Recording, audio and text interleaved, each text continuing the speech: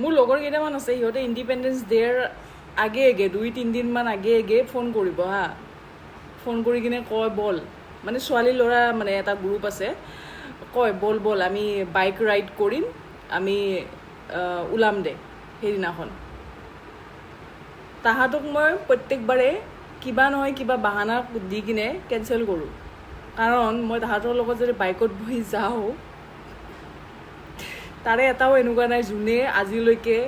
3-4বাৰ বেয়া এক্সিডেণ্ট হোৱা নাই খালি বাচি গৈছে মৰা নাই ঠিক আছে তেনেকুৱা আৰু তাহাঁতৰ লগত মই যাব লাগে মানে মোৰ এনেকুৱা লাগে যেন মানে মই ভাবোঁ যদি যাম বুলি মই এনেকুৱা লাগে যে জমৰ লগত